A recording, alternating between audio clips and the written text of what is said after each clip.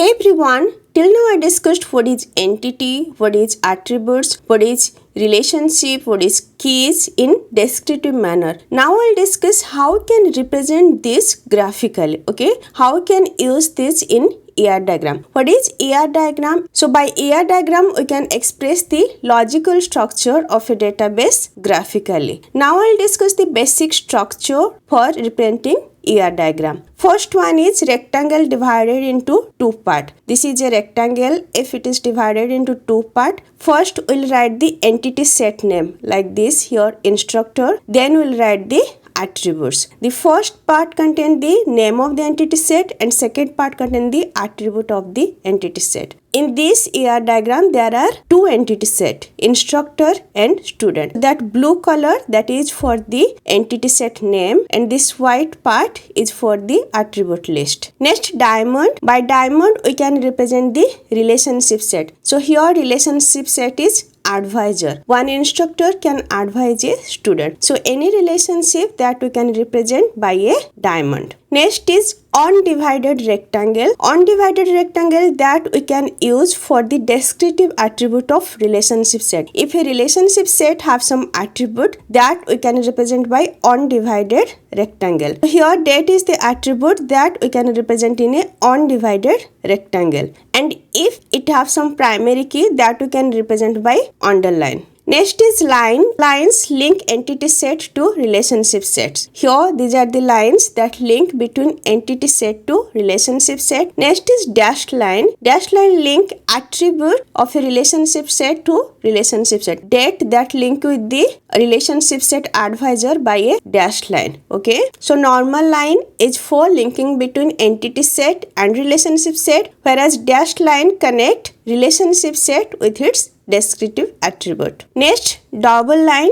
Double line indicates the total participation of an entity in a relationship set. If there is a double line like this, that means it's a total participation. Okay. Next is double diamond. That represent one relationship set that is linked with a weak entity set. It's like this. There are double diamond. That means this relationship set is linked with a weak entity set. Next is underline attribute that represent the primary key. Here in case of instructor, in case of student, ID are the primary key. Let's understand this diagram. Here we have two entity set. One is instructor, another is student, and the primary key are underlined. For both primary key are ID. For instructor, attributes are ID, name, salary. For student, attributes are ID, name and total credit. Then date is the descriptive attribute for relationship advisor. So it describes the date on which the instructor become the advisor. Next we will discuss mapping cardinality. There are four type of mapping cardinality: one to one,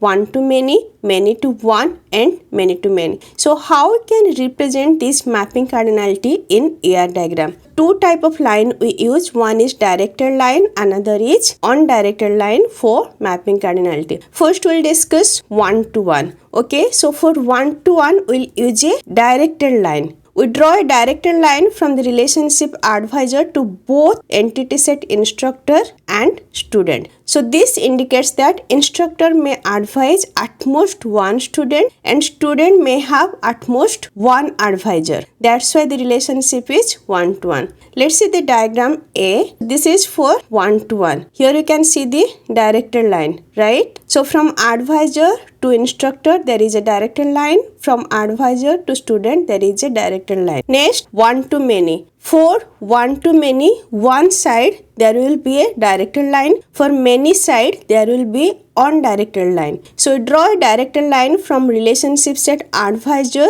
to entity instructor, means one instructor may advise multiple student, but a student must have at most one advisor. That's why it is one to many. So one instructor may advise multiple student. Here there is a directed line, right? Next, many to one. In case of many, there will be undirected line. In case of one, there will be directed line. So we draw an undirected line from relationship set advisor to the entity set instructor. If instructor side is many, and a directed line to the entity set student. That means one student may advised by multiple instructor. So for many to one relationship between instructor and student, advisor to instructor, there will be a on directed line, as this is many side, and from advisor to student there will be a directed line, as this is one side. Okay, it's just opposite of figure